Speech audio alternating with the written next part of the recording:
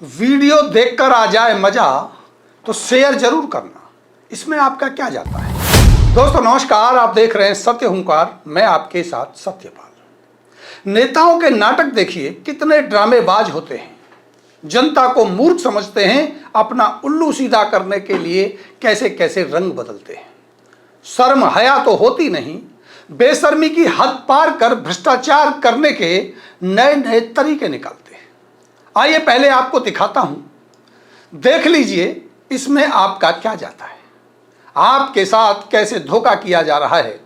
क्या इसीलिए आप अपना जनप्रतिनिधि चुनते हैं जो आपकी ही आंखों में धूल झोंकने का काम करता है। अरे धूल झोंकने दीजिए ना, इसमें आपका क्या जाता है।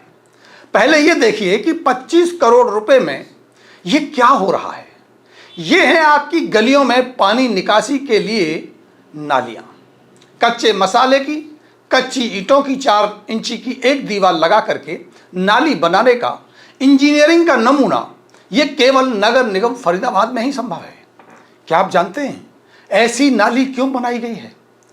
क्योंकि नाली से तो पानी निकलेगा नहीं, कम से कम ये नाली खुद ही पानी सोख ले, इसीलिए तो तल में नाली को पक्का नहीं किया गया है। नाली की दूसरी दीवार इसलिए नहीं लगाई गई होगी ताकि तोड़ने में परेशानी ना हो, क्योंकि नई नई योजनाएं आती रहती हैं, बार बार तोड़ना पड़ता है। ये देखिए टाइल्स के नीचे डाली जाने वाली जीएसबी के नाम पर केवल थोड़ी सी रोड़ी डाल दी गई है ताकि कोई ये ना कहे कि कच्ची टाइल्स मिट्टी पर लगा दी गई है। ऐसे विकास का नमूना केवल नगर निगम फरीदाबाद में ही देखा जा सकता है। अरे भाई देख लीजिए आपका क्या जाता है। जो नालियां बनाई गई 1 महीने में ही टूटकर बिखर गई, और ऐसा इसलिए हुआ ताकि आपका पानी जब ना निकले तब एक नई योजना लाकर एक बार फिर आपसे विकास के नाम पर वोट मांगा जाए।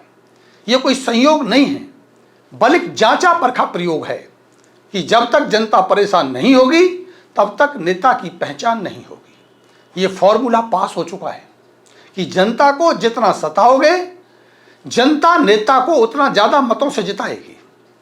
इस घटिया काम पर जब भी कोई सवाल उठाएगा उसे उससे विकास का बाधक माना जाएगा, और फिर आपका चालाक नेता आपको यह समझाएगा कि जो मिल रहा है वही सही, कम से कम ना होने से कुछ तो बेहतर है। टेंडर होने के 4 साल बाद पल्ला रोड बन रहा है, जिसे 12 इंच मोटा आरसीसी का बनना था वो 7-8 इंच मोटा बन जाएगा, तो क्या बिगड़ जाएगा। सरकारी काम है, होने दीजिए, आपका क्या जाता है। पुरानी टाइल्स लगाकर ठेकेदार की कुछ बचत हो जाए तो हो जाने दीजिए ना, आपका क्या जाता है। अगर नेताजी का तथाकथित खास व्यक्ति ठेकेदार से अपने निजी पार्किंग में टाइल लगवा ले तो लगवाने दीजिए ना श्रीमान जी, आपका क्या जाता है। आप भी समझिए कि जो मिल रहा है वही सही, कम से कम ना होने से कुछ तो बेहतर है।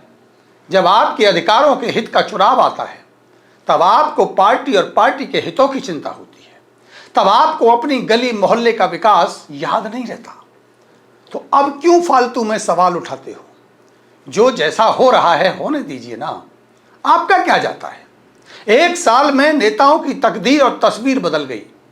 नए आलीशान घर और नए नए महंगे वाले ऑफिस बन गए, तो बन जाने दो, आपका क्या जाता है।